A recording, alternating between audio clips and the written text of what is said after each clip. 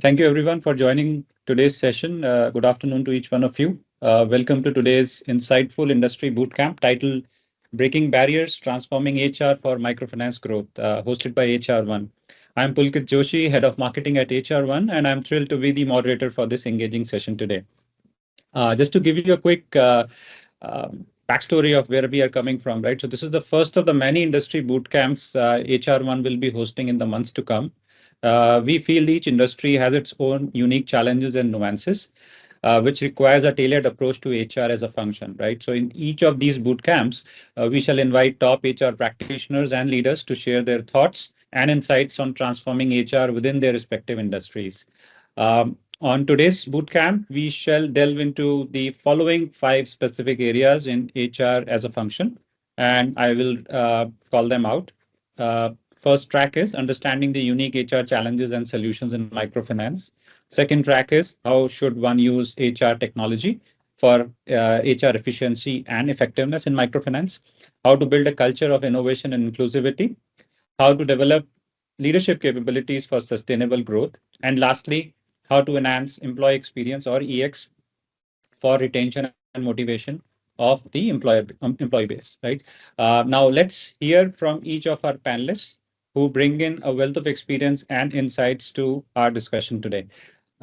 We would start with Mr. Chandrasekhar Poduri. Mr. Poduri, if you could please give us a brief introduction of yourself. Yeah, hi. Am I audible to you? Yes, loud and clear. Yeah, okay. So, hello and a warm good afternoon to my fellow panelists, Sarvanan and Pooja, and of course you, Pulkit. Please call me Chandra. Let's not make it too formal. Okay. And of course, as said, I am a veteran in this sector. I started somewhere around 1992 for 12 years in the sales profession, and then I made the switch to human resources development. So I've been here for the last 20 years, out of which 16 years was always with the MFI sector. The recent past 16 years. So broadly speaking, I have worked a lot with the basics group of companies. Those who are in microfinance will recall that this was one of the pioneers of the microfinance sector in India. It started 1996 and had done a lot of jobs, a lot of work in the sector. Basics was also working with the United Nations Development Projects, UNDP, under which there was one program called the UNCDF. CDF stands for Capital Development Fund, which was basically for not only for financial but also human capital. Now within this, I traveled to a couple of countries for the purpose of capacity building and development for the MFI sector in those countries. So I went to Bhutan, and of course I also later on went to Ethiopia as a short-term consultant for HR, HRD, and such related topics for these sectors in those countries. So I think that's about what I have done. And of course, I was in my last assignment, I was also the head of HR for Sub-K Impact Solutions, which is of course a part of the basics group that I've been talking about today. So, and then of course now I am on my own. In fact, I left the company in March 2022. Pandemic took a huge toll on quite a few of us, and some of us had to sort of move on. So that's a brief story about myself. Thank you. Yeah.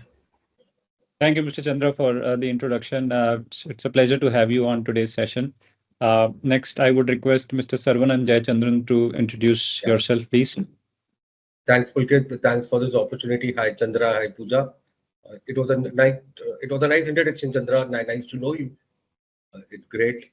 Now about me, I have about 20 plus years of experience in total in HR. So I have worked in various fields, starting from production, in a manufacturing setup, and then in an FMCG. Then I was in pharma, and last about 10 to 12 years, it's been more in the the NBFC sectors and the banking sector. So last assignment was with IndusInd Bank. I was a vice president HR handling their consumer finance division pan India. Now I'm associated with a company called Arman Financial Services based out of Ahmedabad, where it's a group of 4,000 crores company. We are present in 11 states with a manpower strength of 5,000 people. So if you look at the industry of microfinance, it's been last more than 2-3 years only, but on the industry of financial, it has been more than 10-12 years. That's how it is. Thank you. Thank you, Pulkit. Thank you. Thank you, Sarvanan. I would now request Ms. Pooja Tiwari to introduce yourself, please. Thank you. Thanks, Pulkit. Thank you, everyone. And also thanks to my panel team member, Chandrasekhar and Sarvanan sir. So looking forward to, have a detailed discussion on a topic which, transformation HR. So give you a bit of about me. Overall, I'm carrying a 14 years of experience, but my major stint towards in a two diversified fields. One is in technology side, and second one before COVID, it was a non-technology side also. But I like more interesting piece of a technology piece when I transform multiple, things into the technology and use the technology into various platforms and multiple ways itself to enhance the experience, employee experience. So overall, 14 years of experience can manage end-to-end HR support services. Currently handling as a head of people and culture to OnGrid, and I'm representing OnGrid here. Thank you. Thanks. That's a bit about me. Great. Thanks, Pooja, for the introduction. Thanks to all the panelists for your introductions. We appreciate you taking out time from your busy schedule to be with us. And let's get started, right? So just a quick check. We will take questions at the end for our panelists. And as promised, we are going to cover the 5 or 6 pillars that we spoke of. So we'll start off with the very first pillar, which is about understanding the unique HR challenges and solutions to them in microfinance. So Sarvanan, I would want to start off with you first. Please. Please walk us through what strategies can microfinance HR professionals employ to attract and retain talent in a competitive market? Yeah, fine. So it's a big challenge here actually with the amount of people, new people coming into the market and people switching over at the ground level is becoming a cakewalk for now for them. So even at the hike of minimum hike of 1,000 rupees, they take the jump and go. But on the other side, company looks at them for giving a training for a month and then doing all the facilities and they leave within some 3 months of time. It is getting on the cost impact also, it is happening up on the company aspect. So what and we as an industry is also not different from it. We also face the challenge. So what are the few things we did is that the first challenge is that we are now hiring the Z generation people. So they want everything to be easy, come faster, accessible are the 3 main criteria for them. So we generally had that the branch they allocate would be some 60-70 kilometers from their hometown. We just reduced to 30-40 kilometers, and some companies are looking at a perspective of hiring for the same branch, so that it gives a different perspective when you look at the collection or business. But some other we have some disconnects in it because it leads to several other fraudulent activities. So we're sticking on to 30 to 40 kilometers. That's the first thing we do. Second thing, we are looking them a proper training for 2 months.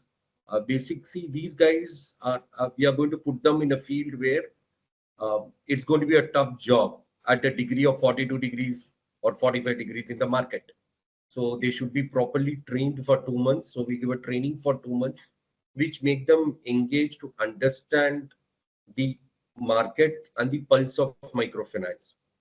So that is to be done. Second thing. Third thing, when the allocation of cases happen at the branches, generally the mistake is that they've been given first itself collection to do. Go and take a collection of an OD customer, overdue customer, which practically this guy will not be able to do. So the proper allocation is required there at the branch level, so that he's been allocated the normal customers who pays on time, and give him the sense of the market by doing some good business with him, so that the allocation done properly, he gets to feel much better. So the other mistake we do, it's not the mistake of anybody, because we are also in the pressure that we need persons to gather that accounts. Attrition is on the higher side when we are running at 6-7% per month. So gaps are already there. So that's where we have to actually draw a line and see that they are being safeguarded on this. So that's the fourth thing we should do so that the allocations happen to him properly. And 2-3 months he has to be taken care so that he start tasting the incentives which he's going to get. Because Arman as a company is a very good lucrative incentive. So I have FOs learning about 30,000 incentives also. So since we taste the incentive, the money which comes into his bank account at the month on the end of the month, that will show him to retain. That is where we can leave him peacefully to. We will be rest assured that he will not go for at least 6-7 months. An employee when sticks on to us for at least 6 months, he stays for 2 years. That's minimum. But the challenge happens only in 0 to 6 months. So these are the 4-5 things is really required. And we also have this mentorship program for this new joined FOs, where they'll be maintained by the area managers or the branch managers, so that we have kept them intact. Basic infrastructures to be properly given of food and then basic healthy atmosphere at the branch. So these would carry us to little bit control on attrition part. Thank you, Sarvanan. Thanks for sharing those insights. And of course, they are very practical, something that you've already deployed, which makes them all the more useful. Let's now move on to our second pillar, which is HR technology. And Preeti, I would come to you with the wealth of insights that you have, especially coming from an HR tech company. Please walk us through what role does data analytics play in informing HR decisions and strategies within the microfinance institutions? Definitely, I agree with what the challenges Sarvanan sir has shared, and keeping that challenges also in mind. I think so. The data analytics part is very, very important, and through technology, this can be very well sorted. Definitely, there are other segment of challenges towards technology, but yes, how these challenges can be sorted, it's through the data only, and I think so. It's very important to have a data analytics to be in place in a different angles. So let's pick up a one part which actually Sarvanan sir has said, like it's about the workforce planning or maybe allocation of resources. That is a very, very important part. I think so. There our predictive analysis will work here, because when we know, okay, this is the predictive analysis on an exit turnover or exit turnaround time and retention perspective is a challenging over there. That's one piece. Second piece, which can also be look into, is how we can have a skill gap understanding about the particular role type. Third, of course, that's very, very important, is how we can geographically enhance our area, which is some areas in microfinancing, maybe that is in the tier 3 cities or maybe in a rural area where the technology is not moving over there. How we can fast track certain things which is existingly available and how we can enhance that one.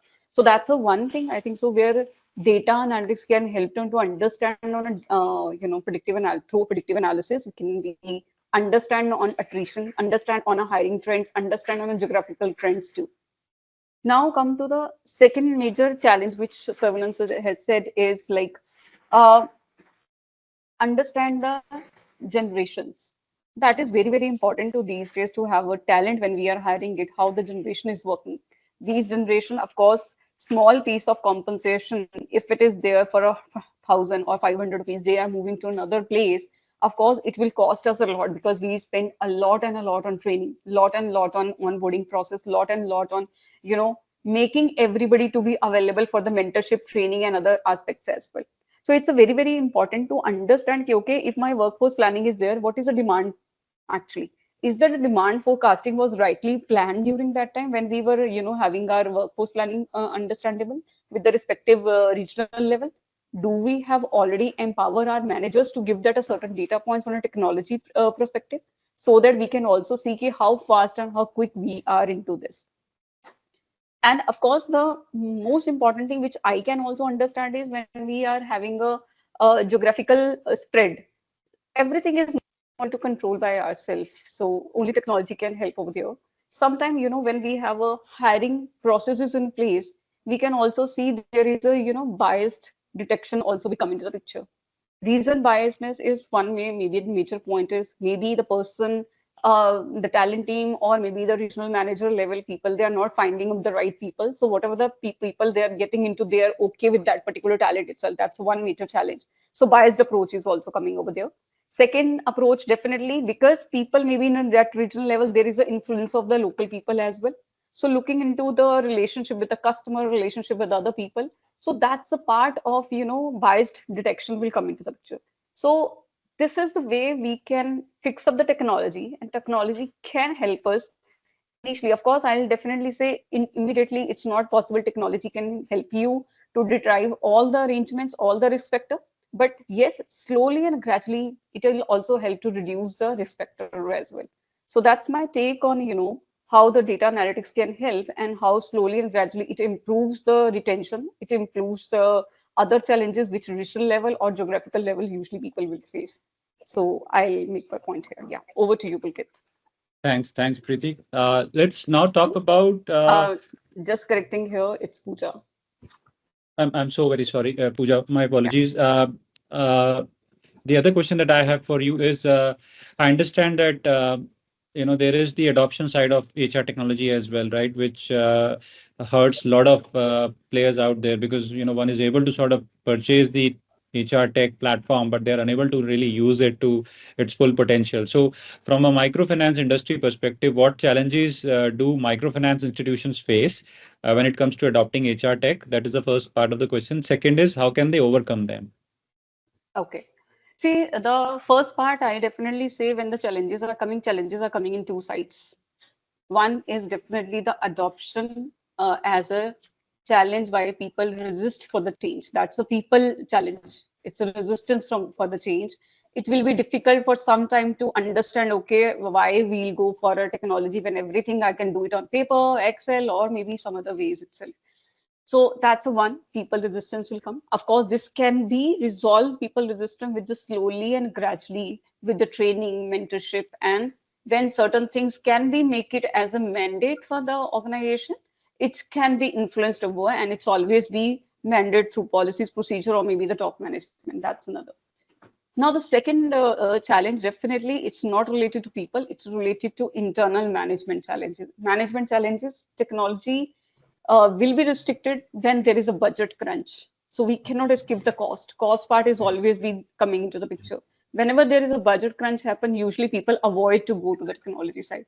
Then second, along with the budget, it's always come when there is infrastructure challenges are also coming. If I say definitely technology, I wanted to opt, whether my existing technology infrastructure are able to, my technology team are able to manage that one, they are able to support things, or how soon we can support, whether the people who are right now in the technology team also, tech team also, whether they are able to adopt that technology and able to see the bigger picture for the organization. So I think so these are the three major challenges are there, which through certain things can be sorted with the time, certain things can be sorted with the communication. So hundreds I can see in these major areas itself. Of course, sometimes tech team always say, because we are microfinance, we have a lots of data. That data actually has a certain which is related to privacy factors, certain related to financial factors always. So here always people say, okay, if there is a data privacy security things are, because of course our data is also going somewhere in the third party tool, whether we have a proper NDA and data privacy are signed. If those things are signed, I think so this is a solution area. It's good to move ahead with that. Otherwise, these are the four major areas where, microfinance usually look for certain challenges. Pulkit, I would like to just make a comment here. Please. I hope people understand Hindi as well. Pooja Ji, she has just told us about the whole importance of data mining, etc. for this sector, for that company, let us say. So this looks like a kind of a data science topic where you can, as much as you mine information, so much can you expand. For example, she was talking of geographical data typically available in government websites and all, and from there you basically decide that this market is that isn't, etc. And then you have a strategy accordingly. But there is something that is also very useful in the internal aspect as well. Say, for example, you have some branch or some area not living up to potential. right? So if you integrate the HR data systems with the loan management systems of the company, then what happens is if one particular branch is not working, is it because of the branch members or is it because of the branch manager, right? So these things can then be mapped out from there, and there itself lies a whole development agenda, leadership development agenda. Okay. So yes, somebody wanted to say something. No, go ahead, please. So basically, yeah. So it's so most often what we start thinking about the moment we hear data is, okay, data that can give us territories, that can give us, let's say collection overdues, how to manage it. Of course, data helps us to manage all that. But it's also true that sometimes HR professionals forget that there's a lot that we can do from inside. We can integrate these two platforms and then find out the causes for either underperformance or maybe increased fraud or whatever else, right? So that's what I thought is a pertinent comment here. A wonderful insight there. Thanks, Chandra, for that add-on. I'll come back to you, Pooja, and this has to do with how the industry is shaped, right? Talking of microfinance. So, of course, a lot of geographically dispersed teams, right, which comes very natural to this industry. So, according to you, how can microfinance HR leaders use technology to improve communication and collaboration across these highly dispersed teams in the field? Your thoughts, please. Yeah, so I definitely say that's a very important question, Pulkit. The reason because, of course, when we build system, we do multiple efforts to uh, build new technology, make that innovation, so that things can be have a faster resolution and quick solution. And these days, everybody I say these days Gen Z or any other uh, uh, generation you can pick up. Everybody wants everything on a handy base. And Mr. Chandrasekhar has rightly pointed out the problem, which is say, when we are working as a HR, we are working for a business. When we look into entire business, why business is not integrated with technology, and why there is a single solution we can opt it. And I think so. If I how much experience I have with HR1, because I'm using HR1 technology from in a multiple organization, and I still say I think so. This is a very good platform where uh, the multiple API integrations are available. This is one piece. Now, second piece, I'll say definitely as a challenge, business challenge versus technology challenge can be sorted with the leaders. One, if they are integrated certain things. So I take a simple example of, for example, we have a compensation. Every compensation, maybe most of the companies have divided into the fixed and variable parameter. Everybody has.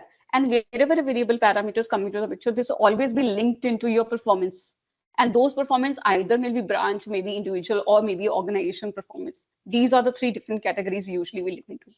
When branch targets adding into my individual targets, as well as it links to my incentivization process or maybe variable process, I think so that is a win-win situation when everybody's like a Chandrasekhar question can also be answered technology. And as a leader, I can drive certain things when make it mandatory. Okay, this is the way people will look into my application. When everybody looks their own performance through system, they can look into their performance through, maybe in mobile app is also these days possible. They can see, okay, what is my performance today? What is my performance last week? You can see this is the examples we can take. Second, very common example, I think so. Everybody wants to track, okay, where is my employee? What is the in and out timings? How I can log in? How I can see where the location? Somewhere, I am sitting in Gurgaon, but I wanted to track the person who is sitting in, Kolkata, maybe West Bengal, maybe somewhere. So when we have a, geolocation track in application, I can easily see that person, where the person is. I can track, I can see that one. So at least there is a connect for that. Those challenges as a leader, when they comes to, okay, giving a more useful accessible point, that's one thing. And I think so these days mobile support, as well as I think so those days most of the things are also have a chat boot, as well as also on the mobile and WhatsApp connection also can be easily be functional very fast. Technology can help them to fast track certain things. And as a leader, definitely I say I will also use certain things which can be easily help me to connect with people with the technology. I'll use that pace, and I recommend all the leaders wherever it's possible to deliver through technology, use that piece. It's help you to understand the pulse of your employee and utilization of the piece, and ultimately it brings ROI to the company as well. So here is my take, and I over to Pulkit. Thanks, Pooja. I would now go back to Sarvanan, and we're going to be discussing how do we improve employee experience from a retention and motivation perspective. So, Sarvanan, what are your thoughts on initiatives that the microfinance HR leaders must implement to promote work-life balance and flexibility for their employees? So, as the first thing I would like to say, we have to stick on to the basics. Maslow's theory says your psychological needs first, and then your safety, then your belongingness, and then the self-esteem. So these are the four things which is going to be predominant for this Z generation people also. So we have to address these four for basically to look at it. So basically the psychological needs is the basic salary, the basic infrastructure, how do you give them the branch atmosphere. So these are the first thing we have to keep it number one. Number two, safety aspect, definitely when the branch atmosphere comes in, that plays a major role, the safety aspect. Self-respect is what is the next thing which they are. So they have to be addressed properly. They have to be treated properly. In many of the places, we have a lot of conflicts between the managers and the subordinates to the level of even going over more than the words. So a lot of disciplinary action cases. So these are the basic things which these guys has to be taken care to be given properly. Number five, we should suggest them with a career progression plan for them. We also propose them that if you continuously perform well down the level 1.5 to 2 years of time, we'll give you proper training, move you as a branch manager, and after a branch manager, an area manager, then an RM. So like that for a recovery officer for collection, usko we will say perform karo acha. We'll have a trackers to maintain. As Pooja said, a lot of technology aspects have been put inside this on tracking with GPS tracking happening. So all these things we have to show them like a career plan so that they stick with this. So I think these are the few things which is very important for the basic things which is to be done. Other than your engagement activities always happen, but these are the basic things we should actually do it. And the major attrition happening is because his reporting manager doesn't take care of it. The reporting manager is very important here, the fulcrum for the entire organization. He has to have the connect. So connect with the people is going to be very important of his staff. So basically, I would say in a nutshell, the microfinance runs with three connects. Basically, the connect with the customer, connect with the employee, connect with your other bosses. These three connects goes together, then your attrition is going to come down. So that is where the connect is where is missing here at the down level. Organization does many things to retention. It's not that it's not being done, but ultimately the connect doesn't happen. There is where the connect starts. So they are also saying that I've also read that even though BI or AI models are going to come in particular of India, the connect employee touch is always going to stand ahead of all these things. So that is what we people lack at the corporate level or at the down level. Employee connect is missing. So we have to create that. And ultimately customer connect is also will develop when your employee connect is good. That guy is engaged to the organization and he does the customer connect well. So it is all interrelated. Thank you. Pulkit, just to add to what Sarvanan just said, employee connect. So what happens is, all of us have been using these chat apps, like for example WhatsApp, right, and other such functions. The problem with this is these are kind of broadcast channels, right? You cannot have one-on-one connects with your employees, and that's exactly what Sarvanan was also raising. How can you increase connect one-on-one? And I remember this, Pulkit, perhaps you may recall that when Sabke bought and then of course installed our HR1 platform in our company, one of the best things was the direct one-on-one connect with each employee. You could as well have a one-on-many connect at the national level or as you choose the regional level as well, or again, like a broadcast where the HR issues a broadcast message for every employee across the country. So I think that the whole point that you were raising earlier, as well as Pooja was raising, and Sarvanan ji just said that the whole employee connect can actually become one-on-one connect, provided technology can give you that function. And actually, I do remember that HR1 was giving us that very well. Thank you. Yeah, that's right. Thanks, Chandra, for that comment. Sarvanan, next question for you. How do you think HR can support employee career development and growth opportunities within the microfinance organization? Because I think that's very critical. Yeah, that's what we have a career development program we have done in our organization for an FO and the PMs. So it is a systematic development program where the FO doesn't come in the normal appraisal process. Every 6 months they are reviewed. If you have done with the bucket-wise gold, platinum, silver performance, they have been awarded accordingly. So there's a possibility that the employee takes on 2 increments in a year if he has this performance. So continues to one cycle complete of 1 year. If he has been continuously being in the first bucket, he moves to the next level of his position. Suppose if I hired him as a junior executive, move to a senior executive. Then again, he performs well. In 2 years of buying, I'll give him proper 1-1 training and make him as a branch manager. So this program is being downloaded and done. We have just started. It's a scope of retention which we have thought, and we have done that. So as I've said, some career progression, they should know what I'll become in 2 years of time. So that's the that's what we are giving him and getting in mind, and we are driving towards it. By doing this, we are achieving the productivity, we are achieving the retention, we are giving him whatever he wants. We are giving him a career planning program to look at, and so all things would get addressed is the hope. We have started it, so hopefully it will work out is what we feel. Great, thank you. Before I jump to the next pillar, we are almost halfway through, folks. So if you have any questions for our panelists, please do post them in the chat box. We'll take them at the end. Next, I would want to cover. Pulkit, yeah, sorry. I'm sorry, I'll just leave because I have a meeting with the MD. I'm sorry about it. Not a problem. Not a problem. I'm sorry. I'm sorry, Chandrasekhar, Pooja.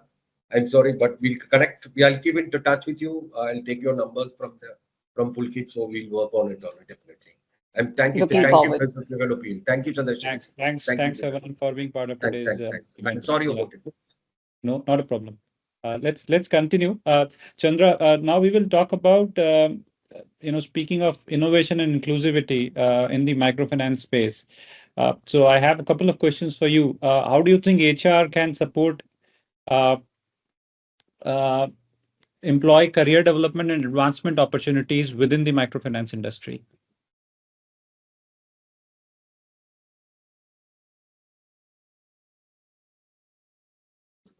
Chandra, you are on mute. We are unable to hear you.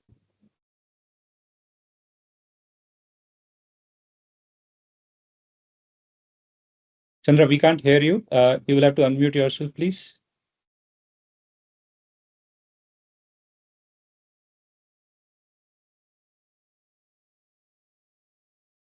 Okay, I think we had some issues there. So while we wait for Chandra to be back, Preeti, perhaps we can delve a little bit. I'm sorry, Pooja, we can perhaps delve a little bit again into technology, right? So talking of microfinance industry, could you walk us through some of the use cases that you have seen when it comes to deploying HR tech in this industry?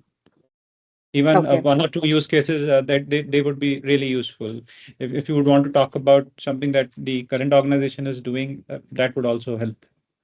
Okay, so definitely, Pulkit, I am into the HR industry. I have lots and lots of examples and lots of case and studies. So definitely, I'll take my current organization. We are into the background verification. It was a time when the background verification when we were doing it was on paper. People has to write n number of things in a 4 or 5 pages, and they have to deliver certain things, and they have to copy their they look for photocopy of their proofs, attach with the forms, and then submit to the HR, and HR has to then do the data entry, and n number of activities are there. Now, these days, everything is automated. Looking into my data management perspective, which is coming through, HR1, that's one thing, one single platform for my employees, that's one thing. Second, in integrated place of my own tool also through HR1, as well as I can use my separate tool as well. So that's an integration has happened. So I know, okay, my data is there, and my data, how it's transforming to the certain places, and how it's giving me a report as well. Now coming to the end user perspective, where end user is my employees when they are joining me, and people who are my customers when they are using my technology as well. So it will be a very wow experience should happen, and it will be very easy and user-friendly technology needs to be delivered to them. So nowadays, whenever somebody wants to do their verification, they don't have to, do any manual work. They just have to upload certain things through their phone also, through their web channel also. They can do that one. They can just have their verification of certain things in just a click basis, as well as they have a certain, on a minute basis, on a day basis also. It was a huge process, when we were in the earlier stages, and now we have delivered through technology is a very fast track and what it's in. So that's two different examples. One, as I am a technology company, I'm using it and delivering to my customer because we are a product company. Now, second, as a company where I need support from my team also, I'm using a technology. So that's a very good amalgamation has happened between two technologies and in single place. End user is as also satisfied, as with NHR. When I know I have a multiple team member, geographically spread team members, and they also wanted to do certain activities and perform there in region itself, they use a technology in a click basis, and they're also supporting. So this is a holistic picture we have that for both the angles. Thanks, Pooja. Thanks for sharing that use case. Very useful. I'll come back to Chandra now. Chandra, let's talk about building a culture of innovation and inclusivity in the microfinance vertical. So according to you, how can HR as a function support employee career development and advancement opportunities within the microfinance organizations? The first thing is to address the integration of different kinds of people. For example, we have one difference between, let's say, the obvious difference between male and female employees, right? So let's say in a branch in a tier 3 or a tier 4 town, for reasons of affordability, the company basically puts a office in a small 2-bedroom kind of a flat in a residential colony or somewhere thereabouts, right? And then the women employees have to leave not later than say 6:30, 7 p.m. That's a visible difference, right? But let's say, and therefore also that it is a gender inclusivity issue. You have to, the HR departments have to make these special arrangements where the women employees are allowed to, let's say, hold a field of operations not out of the town limits or the urban limits, right? And if it's a rural limit, then maybe somebody else can be allocated the target. Now, this requires a lot of equity on the part of top management. If your frontline managers are sort of roped into the whole effort, then you'll find great amounts of success in this inclusivity. Then there is the other inclusivity of, let us say, for example, handicapped people, right? What can they do at the branch, at the corporate office? The third one is just between the department itself. People, employees generally have this, we are operations, you're from support function, ye HR wala, wo operations wala, ye finance wale kabhi paise nahi dete hain, that kind. So I think it's a whole culture of inclusivity, not just the visible gender inclusivity, basically diversity, right? So that has to come from the top management itself. The top management of the company must take personal targets to restore the gender balance. For example, I remember we were somewhere around 11% of our field force, in fact, the entire employee force was female, right? And the rest of it was all male. Now, in an industry where your borrower is a woman, at almost the bottom of the pyramid, or perhaps one level above the bottom of the pyramid, where they are active in some kind of a livelihood exercise to earn money for their families. And they're all women. Most microfinance companies work with women borrowers. How come that we have 89-90% of employees as men? Right? There's right upfront there is this this clash of ideas. Now, so but then of course then women employees in those places are very difficult to acquire, very difficult to recruit, and then of course there have to be some accommodations made for them, which generally there is a resistance in the employees. Now, these are not things that are impossible to overcome. You can definitely manage these things. Everybody from the middle to top management should sort of pitch in for this kind of a diversity. And the relevant HR interventions, the relevant policy interventions can be made for that. As I already said, if you have about 100% of your customers as women, then at least say 20-30%, somewhere around 25 to 30% of your field staff should be not just field staff. Field staff should be the, let's say, the women employees, and then there are processes and systems that can be enabled for this kind. For the other diversities that I mentioned, perhaps there is little that we can do in the sense that you can only hire one or two, let's say, handicapped people with special abilities, people with special abilities. And then, of course, there's a lot to be done. So again, it's a training issue. So that's the kind of inclusivity I think that companies should foster through appropriate interventions at the training level and interventions at the policy level. So that's as far as the inclusivity part is concerned. Could you just tell me if there was anything else in your question? No, I think that answers the question that I had, Chandra. And my next question is about DIE, right? And of course, it's the Pride Month, of course, globally. So what initiatives can microfinance HR leaders implement to promote DIE in their organizations? Your thoughts, please. Sorry, what is DIE? Diversity, inclusion, equity. Inclusion. Okay, okay. So see, there is no way around it. You definitely have to make a policy intervention, right? That this is your target in your branch of say 6 to 10 employees. This many number should be hired, and at no point of time should these vacancies be allowed to exist for more than the recruitment time period, right? It takes around 20-30 days to hire and then deploy somebody, at least at the minimum. If you also include the initial training, induction, etc., that takes another month, so maybe a couple of months, right? So that kind of initiative has to be there through policy intervention, and then technology certainly helps.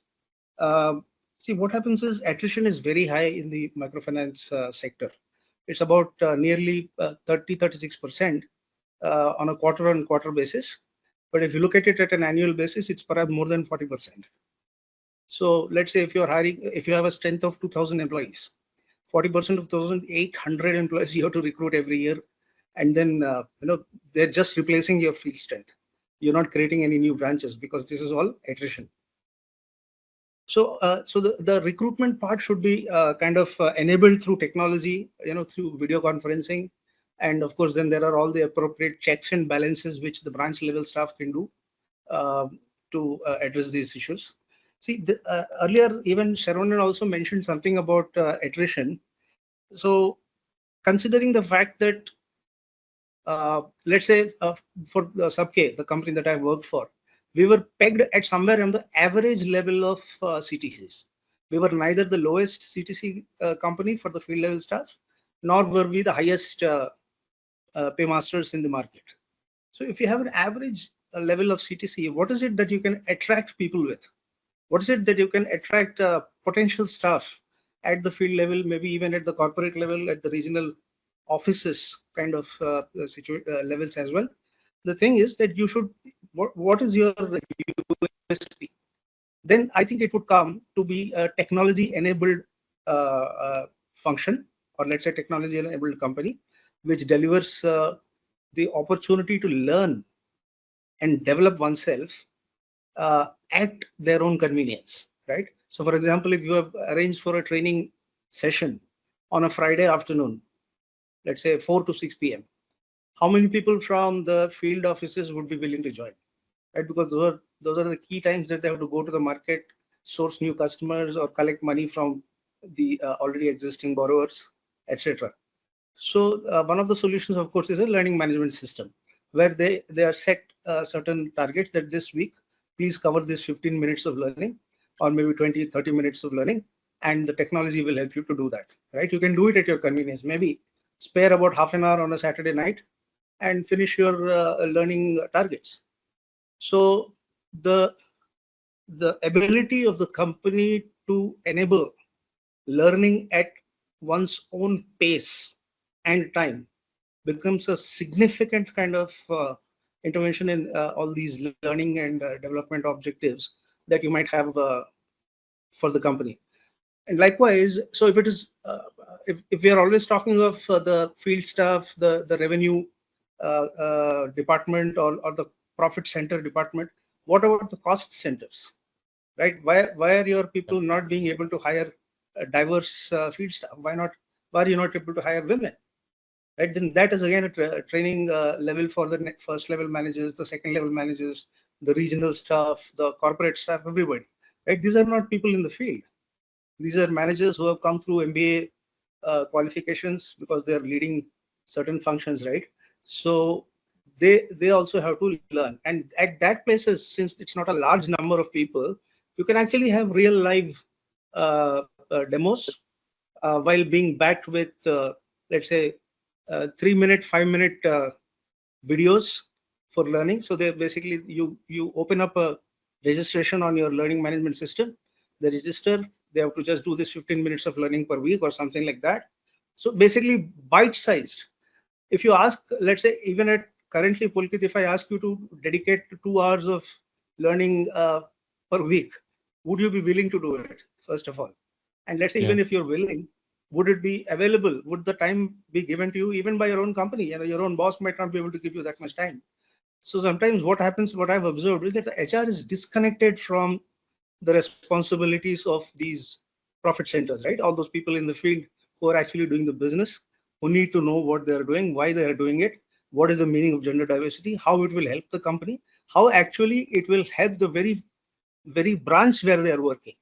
So therefore, these different kinds of, so what I'm trying to say is that we have to, the diversity, inclusivity argument has to be there even in with the very HR systems and processes themselves, right? So, and only then will they be able to address these other subjects. Then there is something called the continuous learning, which I think you asked me a little while ago. Training can be done on the job, right? So getting back to the microfinance case where people are traveling on a two-wheeler. So initially when a person joins and then he reports or she reports at the branch, the immediate attitude of our frontline managers, of course, who are under tremendous pressure, who achieve their targets, who sustain the company. So therefore, it's not as if I'm blaming them, but we do need to recognize certain things. You know, the typical reaction I've found is that when this new person comes to the branch, nobody is receiving him or her. Now, can you imagine going to a company after you have been recruited and nobody is talking to you? Nobody is telling you what's to be done. At least a bare minimum, you know, greeting by the branch manager, perhaps a lunch or a chai with, some friendly approach towards them. So I think this is again a sensitivity issue.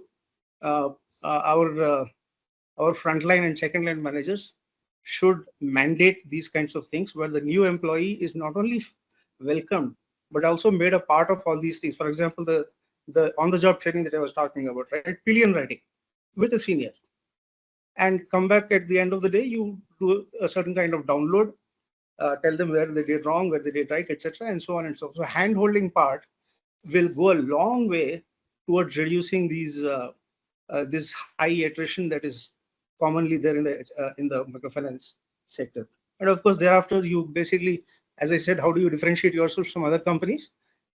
which are perhaps paying more. Then you say, okay, here are certain career advancement opportunities, certain learning opportunities that we are having. We are offering you. And through technology, we can give it to you at your own convenience. So I think the companies have to be able to differentiate themselves from the rest of the pack, right? So this basically, I covered only the field level, the front line, second line kind of stuff. But then there are other ways to deal with the, let's say, third line and top line, midline and top line management, learning and development as well. It's a long topic. Yeah. So for now, Understood. Thanks for that. One last question for you. How can microfinance HR leaders foster a culture of learning and development in their leadership teams? Your take on that, please. Yeah, so I think it's a very, very, let's say, interesting question. When you deal with people in the middle, let's say second, third line, middle, top line management, they're all very eager to learn. They have literally seen the benefits of what their learning has enabled them to complete, or let's say enabled them to achieve, right? So how would you develop them? You basically try to retain them for a longer period. I think Sarvanan was talking about this recruitment attrition, which is almost as high as 35-40% at the lower level. At the mid to senior level, it is not as bad as that. So what do you mean? What do I mean by it? What I'm saying is, if the people are there with you for 5 or 10 years, they should have progressed. Unless they do not see any value in leaving their village or leaving their branch and moving on to a more centrally located town or city to handle a higher responsibility, and the chance to earn money is no longer there. Basically, there is no commission coming towards them, only employee salary, etc. So why would they want to move on to a higher level? So these are kind of anomalies in the system, and HR. This is entirely the HR department's responsibility. There should be a clear career progression path, and at a certain, I would, at the cost of repetition, I would just like to add something. For those who understand Hindi, progress in the microfinance sector to higher levels is like saying, ये एक आग का दरिया है और डूब कर ही उस पार जाना है. There is no other way. There is absolutely no other way. If, let's say, the management hires certain MBA professionals from tier 1 schools, B schools, right? IIMs, XLRA, XIMB, let's say rural management schools, and so on. Then they should have sufficient experience in the field. Obviously, they won't be there in the field for 2, 3 years, 4 years, but let's say definitely a certain amount of time where they are trained to observe by virtue of their MBAs and PGDMs, etc. They're trained to observe, bring out those gaps, and address those properly through the management, let's say, processes, meetings, and reviews, etc. So I think how to address this issue is to basically hire professionals from professional B schools, but then they will not stay with you very long. So what to do? Then, give them the chance to delve deep into a very interesting subject, social development, rural development. Basically, that's what microfinance does anyway. And therefore, if you give them that chance, they will perhaps stick long enough with you to improve your systems. But they will leave. So there has to be a nice balance between these sets of people who come from good qualifications and those other sets of people who have come up through the ranks, are with you for a long time, and therefore they will stay behind. So all your process improvements, developments, creativity, innovations, etc., can be done by this level of people who are with you for a short time. But then the implementation, follow-up, and solidifying of these new systems can be completed or let's say followed up with those employees who are there for a long period. And moreover, of course, you help these mid-level employees to go to industry conferences where they interact with people. You should send them to training opportunities at the prominent and premier schools of business through that, because these people are very highly motivated to learn. and therefore internal HR training systems may not be the answer for this level of learners, right? So you basically take the help of industry conferences, seminars, you subscribe to literature from such global multilateral institutions as IMF, World Bank. There is one called Axion, who release a newsletter every 15 days. Understand what's happening in the neighboring countries. For example, what is happening in Bangladesh, what's happening in Pakistan, or for that matter, other Asian countries, right? So that is when you start developing a perspective. Okay, this I didn't know, because I only paid attention to my country, my own state. But if I look beyond, then there are lots of things to be learned. So basically, at this level of high learning skill, I think that's what you should be able to do your mid-level and senior level managers for their career development and advancement. See, one more thing is the risk is always there. You hire somebody at this level, you train them well, and somebody else comes along and gives them, let's say, a 40% increase or a 50% increase, and they will definitely go. But you can't retain them. Microfinance industry is not competing with, for example, the clear-cut differential is in places like Bangalore, right? The people are so aspirational. Everybody wants a job at the IT sector of Bangalore. And here you come with a microfinance job, which basically needs you to travel in all kinds of weather, work in rural areas, and earn money for yourself. And of course, the people also, the customers also develop because they have access to loans. So this aspirational difference is there in cities like, let's say, Delhi, Bombay, perhaps Calcutta, a lot of Bangalore, and maybe Chennai as well. Barring these things, so therefore you have to have different strategies to, let's say, help these people to learn and advance in careers.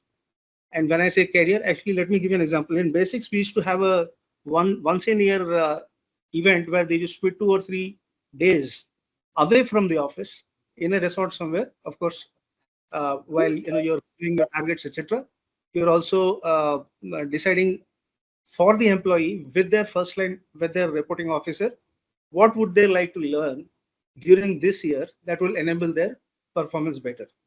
So once those goals are clear, then everybody pursues their goals with the help of the HR department. So in one such event, one of our employees basically reached to the chairman and asked him that I want to start my own company in 5 years. Now, do you think of it as attrition, or do you think of it as your own colleague starting his own company, employing 1,000 more people, and then at the industry level, the credit goes to you, that this was the company which spawned so many such entrepreneurs? So I think the question is basically, again, as I said, as a top management question. If they want to be generous, then of course these people will, these senior people, these entrepreneurial people, risk-taking people may leave you, but in the long run, it benefits you because your reputation grows. People will say, hey, this is a company I would like to join, even though I am not getting as much as some other company which is willing to offer me a lot more money. But here is where I can actually build my career through learning and development. So I think these are some strategic level interventions that people can have. Thank you. Thank you for that detailed answer. I'm sure that would have left a lot of people out there in awe of the kind of knowledge that you just shared. This brings me to the concluding part of this bootcamp. So final commentary from you, Pooja. Any key takeaways or final perspectives you would want to share with the audience today? Definitely, Pulkit, I say there are n number of things these days. We have a technology, and I don't feel okay, anything is called as an impossible world. Through technology, it has a lots and lots of intervention and help all the leaders to drive multiple agendas. It's not only the data analytics will help us to drive the data only, but that data analytics will help us to make a healthy decision for the organization. And this also helps to how we can upgrade, enhance not only to the company growth, of course, the people who are working with us as an employee, their growth as well. It's a responsibility and it's a shared responsibility. I'll not say it's a HR responsibility. Of course not. Of course, we are support each other. It's a shared responsibility of each and every function who are working towards the company, shared vision, shared goal, and that's a shared technology to help us to drive that one. So that's my take. Wherever possible, as a HR leader, try to drive most into the automation, make it easy life for everyone, so that the time which we spend on a manual intervention, this can be spent through enhancing a people relationship instead of transactional activity. So look into the entire process. Wherever you have a manual intervention and transactional activities can be automated, move into towards it, and those time which we are using for transaction can be used for understanding people as a more. And as Chandrasekhar sir said, it's a required intervention. Either it's learning, whether it's having a one-on-one, whether just give you a understand the pulse of the people which is working with the organization. So that's my take on and my last word. So for this event, yeah. Yeah. Back to you, Chandra. Anything you want to add as a final comment? Yeah, very quickly. जब हम लोग Google पे transfer Google Pay पे हम किसी को पैसे transfer करते हैं, what happens? There is a small reward. 1 rupee, 2 rupee rewards. You cannot buy anything from that, but don't you feel happy that at least I got this reward because I made a transaction here? And then so basically I'm saying HR should actually become such transactional, let's say, as well. So one way to do it is basically you tell people, okay, this 60 minutes of learning you have to complete in this first quarter, or let's say April, May, June. And for every minute that you cover, or every 15 minutes that you cover, here is your reward. These are points. Points can help you to take up some training initiative, learning initiative, which costs money, or it can add value to your promotion process. So I'm saying ये transactional, transformational HR में भी थोड़ा transactional we can bring it, provided we have let's say the freedom, or not the freedom, I would say the intention to be creative and innovative about it. Yeah, that's all. Yeah. Great. Thanks, both of you, Pooja and Chandra. I just so wish we had Sarvanan also, but he had to leave. So as we wrap up, a heartfelt thank you to everyone, and especially to our esteemed panelists for taking out time from their busy schedules and sharing their wisdom with us. I know it's a very difficult industry to be in, right? So kudos to all the HR leaders out there who are on the path to transforming HR in the microfinance industry. To all our listeners, thank you for joining. Of course, your presence did leave this discussion impactful. And our next boot camp on transforming HR is going to be for the manufacturing industry, which is going to happen sometime in August. Please do follow us on LinkedIn and stay up to date on the dates and the timings. We would love to host you again. Thanks to you, Pooja, and to you, Chandra, again for sharing your insights and wisdom with all our listeners. See you all again and take care. Thank you. Thanks, everyone. Thanks, Pulkit. Thank you.